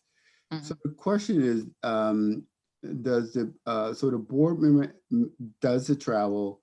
And then I guess what you're saying is that I guess they should, I guess at the next board meeting, kind of, talk about the event and talk about the travel, I guess, to kind of resolve themselves of any impropriety in terms of person claim the person might take it, they've taken full advantage of the district and getting money under the table through travel or something like that? Well, I think it's important to kind of understand our context here, just taking one step back that might help a little bit in this discussion. When we're talking about disclosing gifts and reporting those gifts, that's really, as I kind of highlighted at the start, you're going to put that's in part to get at this issue of conflicts of interest and to kind of put more of that information out into the public so that folks can be engaged in monitoring issues of potential conflicts of interest. So that's why you would make that reporting. The sort of disclosure requirement related to reporting after you've been reimbursed by the agency, that's actually a little bit different. And that's under a separate category related to requirements for reimbursement of board members, which is actually we're going to cover in just a little bit. So it's a little bit different. We've kind of covered it overlapping because it does sort of overlap, but I think it's also just important to know that a lot of this is about really public transparency. So not necessarily because anybody's done anything wrong, but because you need to be upfront about it. So long as you're complying with all of the rules and all of the requirements under the law, then that's just what it is. It's just making this information. Public officials are held to a higher standard, and disclosing that this financial information is an important piece of making sure that members of the public can engage with ensuring that their elected officials are behaving in a manner that's above board. So it's not necessarily because there's anything wrong, but more just as part of this higher principle of transparency. Okay, thank you. Mm-hmm. Oh, one thing I wanted to cover, there are some useful tools. So, I mean, if you're accepting gifts, we'd suggest keeping a gift log. The FPPC has a gift tracking app, so that might be useful. And then also, as I said, the fact sheet is very helpful. So the next topic is honoraria. So honoraria are payments made in consideration for giving a speech, publishing an article, or attending an event. And directors, candidates for office, and certain designated executives are prohibited from receiving honoraria. So employees who are designated in the district's conflict of interest code are also prohibited from receiving honoraria if that employee, would be required to report the income or gifts from that source on their statement of economic interest. So Director Jones, you were talking about the 3 categories. If you have to file on everything within category 3, and you would have, and this honoraria is related to somebody who falls into that category 3, then you would be prohibited from receiving honoraria from that source. So the key here when it comes to honoraria is that you are not allowed to make money, but you're not required to lose money. So expense reimbursement, such as travel and lodging in connection with the speech in California, is not reportable and not disqualifying, but expense reimbursement for speeches outside of California is reportable and can be disqualifying. And there's different standards for if you're traveling outside of the state versus international. And so it's just important to kind of think of that context. But those are sort of the big high level, the rules. Oh, excuse me, sorry about that. And then as I sort of covered already, there is an exception if it's part of a bona fide business or profession, artistic performance, or if you don't actually receive the honoraria, but you direct it away. So somebody says, thank you so much for making this speech. We'd really like to give you $1,000. And you say, no, thank you. I took this great ethics training and I know that that's not allowed. So what I would love to do is to suggest that perhaps you donate it to this charitable organization. And so long as you're not sort of on the, if you're not sort of a member of that organization, you don't receive the tax benefit, you're not designated as the individual who gave the gift, then that's fine. But it's important to know this is slightly different from gifts. With honoraria, it can't touch you. You need to sort of direct it away. So our hypothetical, our director says, I would like to report that I attended the CSDA conference last week and received reimbursement from the district for my attendance. What a great experience. I learned a ton and made connections with all sorts of firms that could help us. Normally I'd end my report there, but I have a question.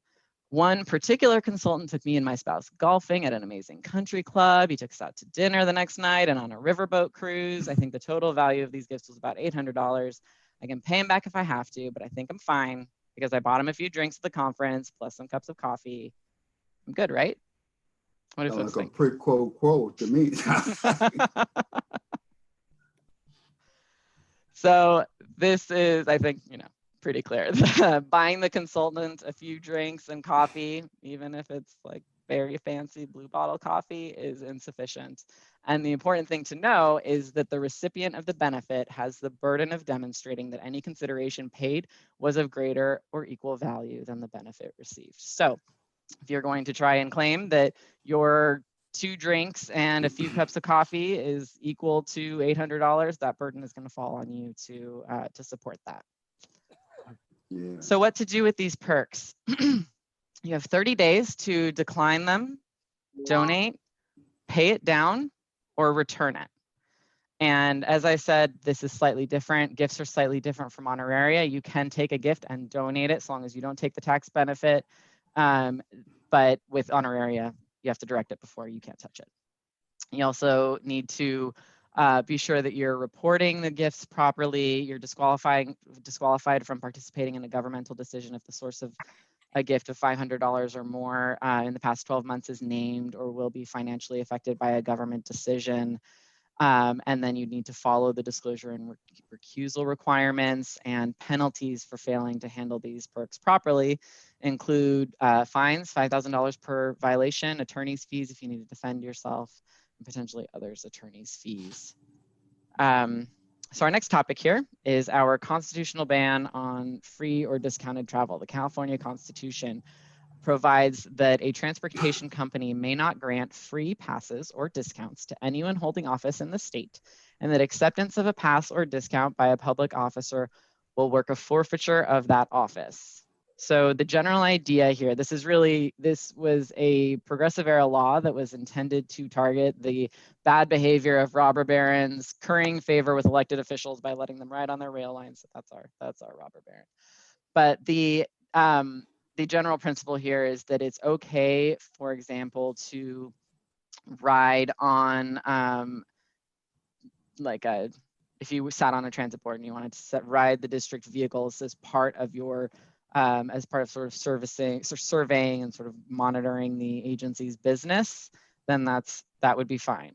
If you are a United Airlines frequent flyer and you have earned enough miles that now you get a free ticket, that's fine. You're not getting that because of your position. You're getting that because of, you and any other member of the public have flown enough that you now get a free ticket. If you get a free or discounted ticket because of your position, then that is really what this is intending to target. So the example we have is that BART gave free passes to city council members and others to the grand opening of its BART SFO extension. And the question here is, was that acceptable?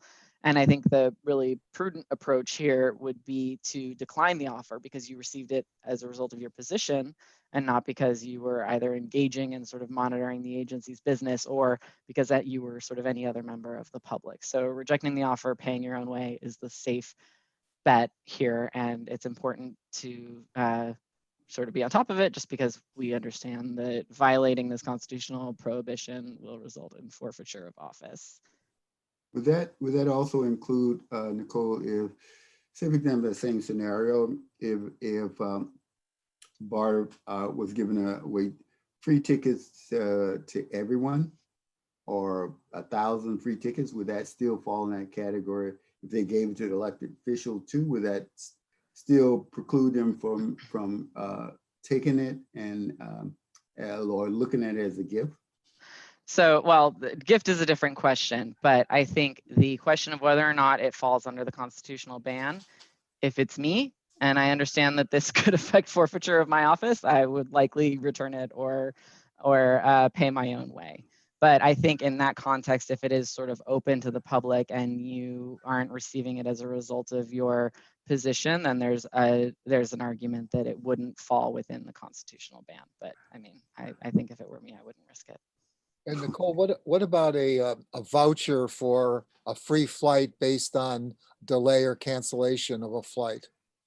Again, so long as it's not a result of your office or your position, then it's probably fine. It's more in the context that, you know, everybody else on your flight probably got that same voucher. You didn't get it as a result of your office. You got it as a result of the fact that you were inconvenienced by a flight delay. All right. Use or misuse of public resources. So this applies to public funds, surplus property, staff time, and then I'm also going to just try and talk about some examples where there are, where it may be difficult to quantify what exactly the value is, or it seems clear that there's no value. What do you do in those cases? So I think this is an area where things, we really see sort of the most kind of slippery slope here. And I think that's generally because people, when these situations come up, they often come up in a way that's easy to justify. But I guess the other side of the bottom of this slippery slope, I was reading a news article out of Austin where a library employee is being accused of having stolen, I think, like $1.3 million worth of printer toner over a course of a number of years. Yeah, that's a lot of printer toner. But that's the bottom of the slippery slope. Important to just sort of be aware. You have really egregious examples, you have de minimis examples, you have a lot in the middle. So we want to talk about what the rules are just to Oh my help gosh. keep everybody stay on the straight and narrow. That's a lot of paper clips too. Yeah, right? Yeah. There's a it lot was of copies quite going on. right? Exactly. Raises some real questions. So it's pretty obvious that the personal or political use of public funds is theft, but still we see it happening. We see instances where you have members of a legislative body taking their spouse and their friends out to dinner and charging the agency. That would be a misuse of public resources, but it's also important to know some sort of other context. So staff time is the public's time. And so using staff time to do anything other than the public's business would be a misuse of public resources. Also, I want to talk about these examples where maybe it's less clear what the value would be. So when we're all ready to be in offices together again, you at the district, and every week you get on the landline and you call your aunt who lives in Boston and you have a nice chat with her. You think to yourself, this isn't a problem because it's all just rolled into the agency's long distance plan. So there's no specific charge to it. But when the agency is looking at what their long distance needs are, your weekly calls to your aunt to Boston show up in that analysis. And so thinking about how something that may seem to have a de minimis value or no value might actually have a value is sort of the challenge here. We are talking about using your position to really personally benefit from taxpayer resources. And so just keeping that ethics alarm tightly tuned, being aware of those examples, just challenging yourself is, I think, really the goal here. And then when it comes to surplus property, really the thing that we want to talk about is just being sure that any disposition of surplus property complies with the agency's policy. There are rules around just making sure that you are doing it in the right way, and that either agency officials or staff don't have kind of an inside track to property that would otherwise be disposed of as surplus property.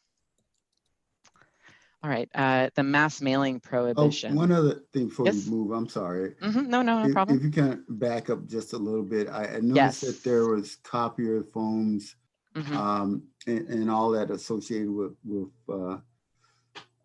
staff time. Does that fall into a situation where it's more of a protocol for the board, or is it a little bit more stronger than that in terms of whether that's a procedural matter that the board has to fixate somewhere, or can the board just say what it is and hopefully that it get followed, or we don't find ourselves into having to worry about that phone call every month and an invasion of the staff resources at that point.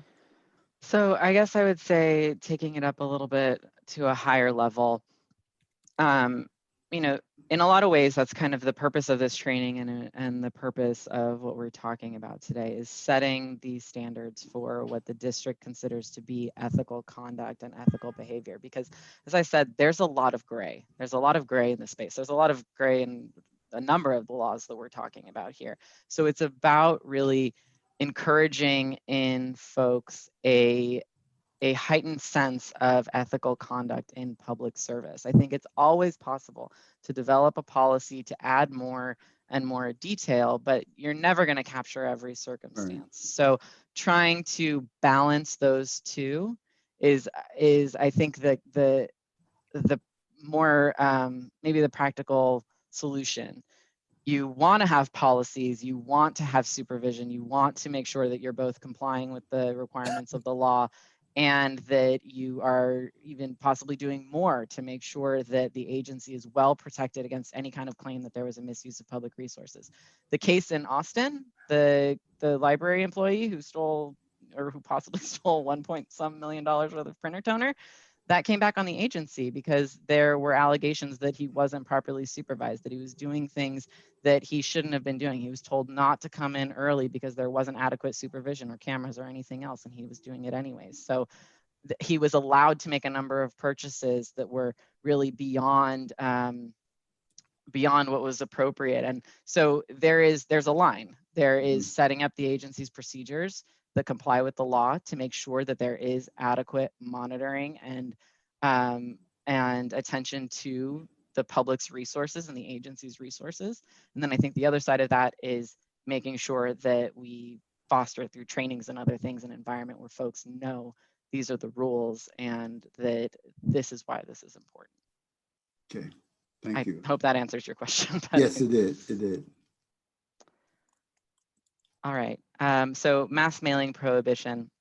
California state law specifically prohibits newsletters or other mass mailings at public expense. And this is particularly important when we're looking at sort of political and campaign issues. But the main point here is to avoid an official using their public office to build their reputation in advance of an election. So what is a mass mailing is really a tangible item that features your name, picture, office, or other such reference, and it's 200 or more substantially similar items in 1 month.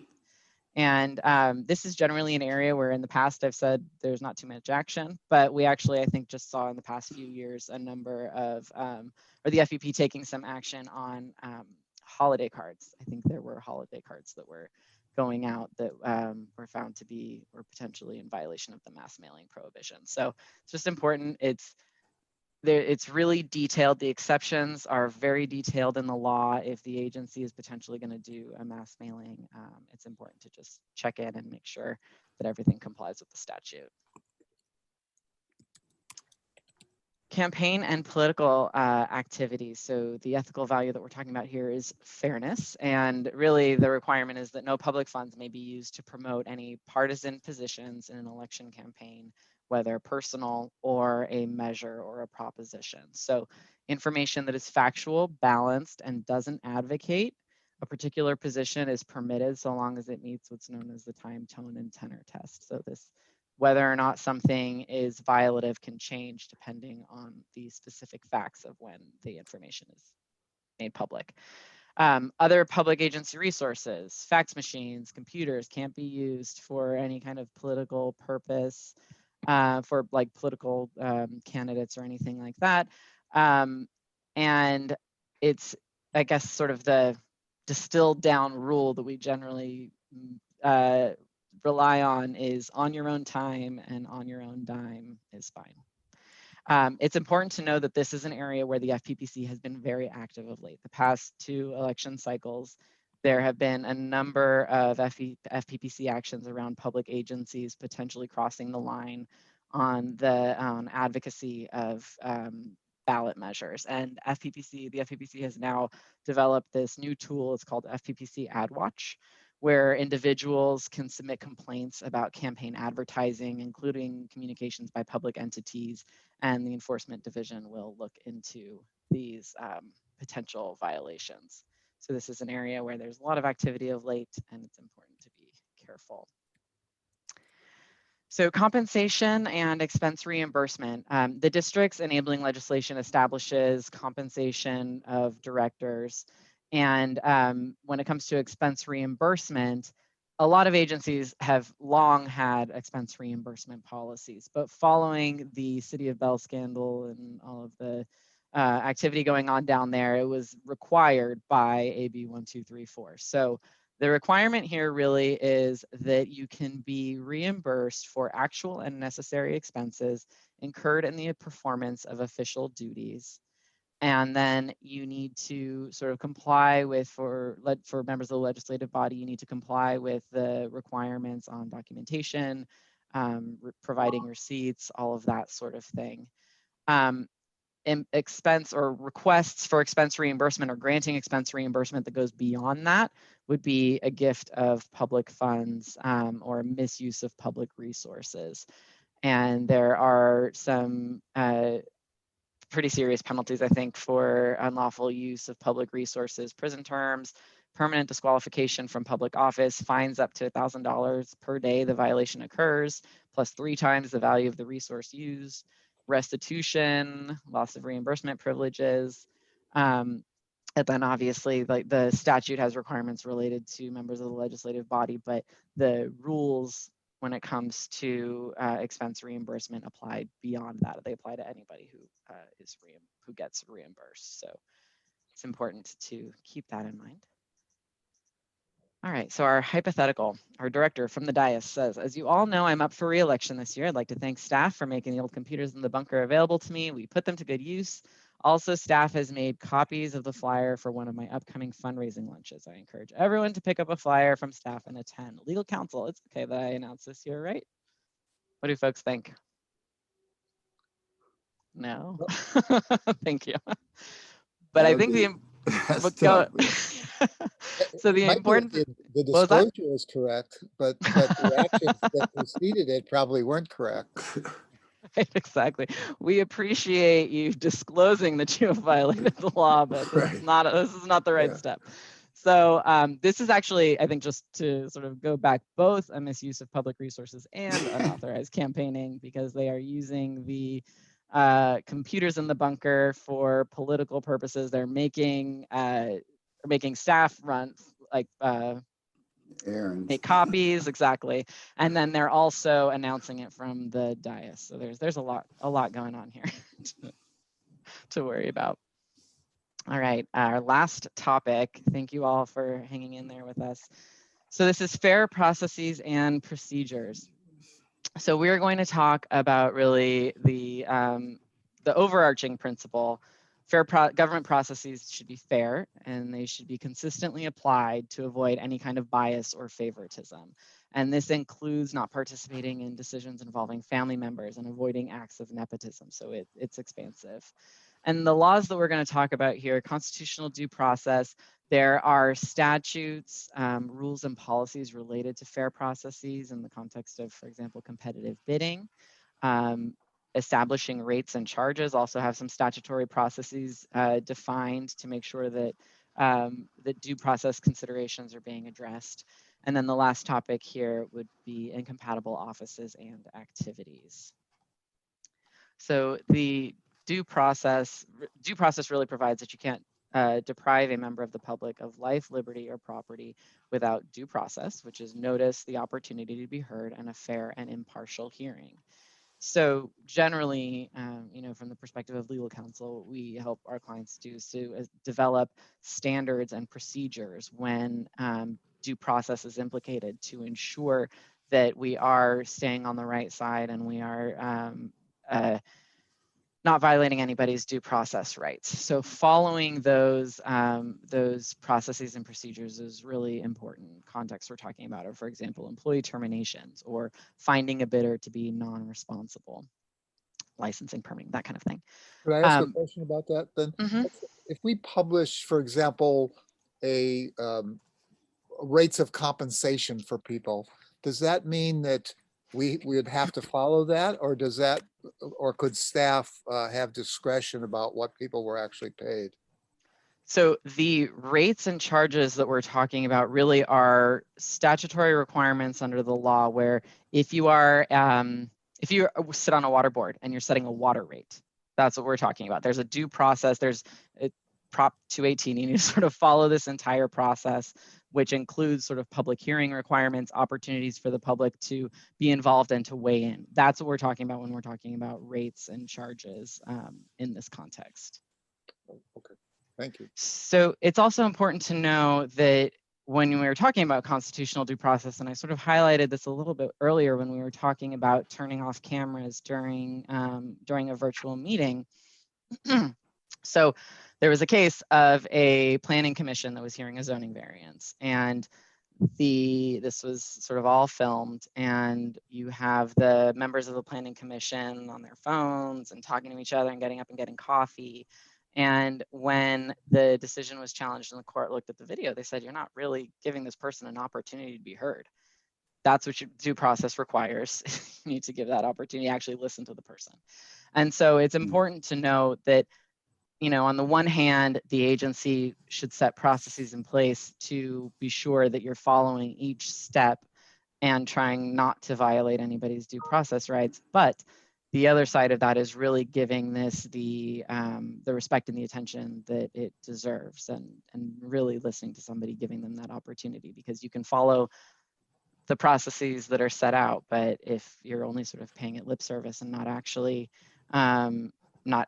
giving someone the attention and giving the matter the consideration that it deserves, then you're still potentially violating their due process rights. So in the context of competitive bidding, the ethical value here is fairness, and the principle is that public money should be for the public good. There shouldn't be any discrimination or favoritism. And so there are state laws that address competitive bidding requirements. There are also potentially local rules. And then depending on the funding source, you may have some other grant rules that could apply to the solicitation as well. But the essential elements are not having any conflicts of interest. We talked about conflicts of interest already. Maintaining confidentiality, so not disclosing any information about the solicitation to certain individuals, or not disclosing information about information that's received to others before it's appropriate to do so. Not having any ex parte communications, or properly sort of making them public at the appropriate time. And then the other thing we have on here, sort of special concerns technology contracts. I think it's just important to know that there are certain types of contracts where you want to be sure that the agency isn't, or you want to try to protect against contracting for something that locks you into services from a single vendor going forward.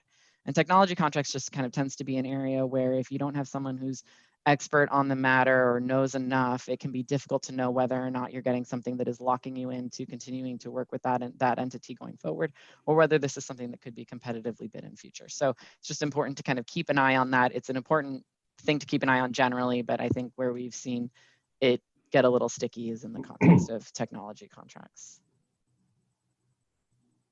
And our next topic here, incompatible offices and activities. So the ethical value that we're talking about is loyalty. And the incompatible offices doctrine really provides that a public officer may not simultaneously hold two public offices that are incompatible, and offices are incompatible when any of the following circumstances are present. So either of the offices can audit, overrule, or remove members of, dismiss employees of, or exercise directory powers over the other office or body, or based on the powers and jurisdiction of the offices, there's a possibility of a significant clash of duties or loyalties between the offices, or just public policy concerns make it improper for one person to hold both offices. The exception to this would be when it's expressly compelled or authorized by law. So we have clients where their enabling legislation says these are the types of individuals who will be appointed to the agency's board. Having a role on one agency board and this agency board is not an incompatible office. So where the statute expressly permits it, it's fine. But if you do have two incompatible offices, a member or a potential incompatible offices issue, a member of the public can request approval to bring a lawsuit from the Attorney General. If the Attorney General approves the lawsuit, the individual can bring it and remove the official from the first office. So that's how it ultimately plays out. This doesn't apply to positions of employment, including civil service positions, and it doesn't apply to any kind of government body that only has advisory powers. Incompatible activities is slightly different. It's generally established by agency policy, but one example would be members of a police force could, by agency policy, be prohibited from also providing private security services in their spare time. That would be an example of a type of incompatible activities issue. All right, so our key issues here, really, it's important to pay attention to your ethical compass, your own sense of what's right and wrong, as well as how it might look, how the issue might look to the public, because appearances always matter. And then we talked at a high level throughout this training about what the values are, what the principles are, what we're trying to achieve, what's the really offensive behavior, what's the problem with all of these things, why the penalties are so severe, that kind of thing. Keeping those values in mind is really important because the laws will change. The regulations change constantly. The laws change regularly. All of that will change. You know, we will do our best to keep you on top of all of the changes in the law related to ethics issues, but the values, if you focus on the values and you focus on what these laws are targeting, you'll be much better prepared to stay on the right side of any changes that might develop. And then I think so I have here the strictest rule governs, but also, you know, seek help if you need it. There is a ton of information in this training, and it only really scratches the surface of all of the laws that we've covered. These analyses are incredibly fact specific, and reaching out if you think there's an issue is exactly our goal here today. So I hope you all have felt like you gained something from this. But either way, I really appreciate your attention and your engagement.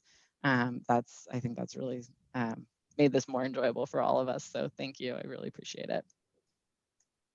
Oh, Thank you. thank you. I'm like a bucket that gotten filled with a lot of water. It's just overflowing. I'm trying to figure out. There's a lot to digest here. Thank you. Even though I've had training a couple of years ago, it's still a lot of good information. So, are there Steve? You got anything to say while we conclude this session?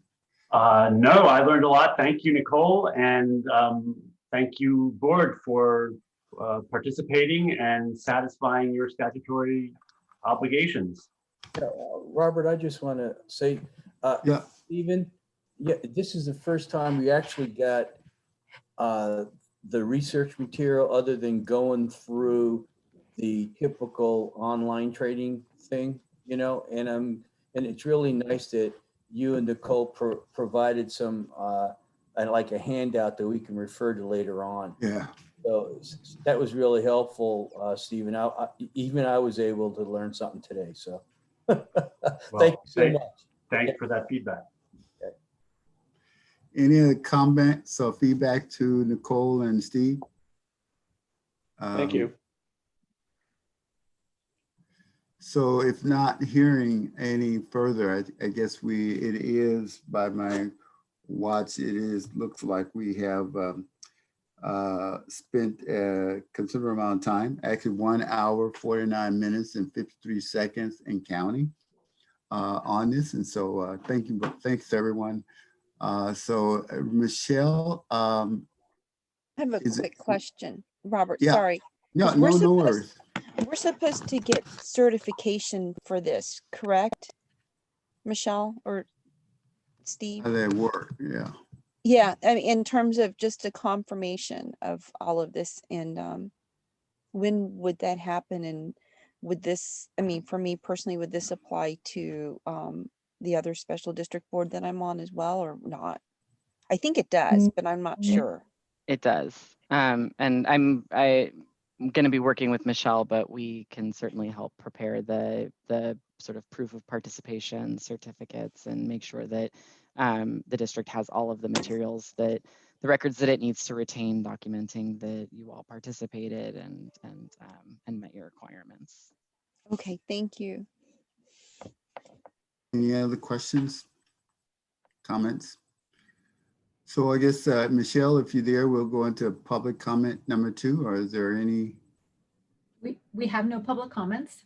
We have no public comments. So I guess at this point, now unless somebody got a Christmas song you want to sing, we'll just adjourn. I'll move to adjourn. Motion been made, second. I'll second if nobody seconded. So it's been moved and second. All in favor, roll call, Michelle? Yes, we'll do a roll call. Director Bernstein, Aye. Director Crawley, Aye. Director Solano. Aye, and there's a Christmas tree. Oh, missed that one. Okay, Aye. Director Jones. aye. So the motion is carried, and so I guess we adjourn. So we'll see you at the next training, right, Steve? Whenever that happens. Sounds good. All right. Thank you. Happy holidays, everybody. Thanks, Bye. Robert. Bye. Bye. Thanks, Michelle. Thank Thanks, you. Nicole. Thanks, Thanks, Michelle. Nicole. Thank you. Bye, everybody. Bye. Bye.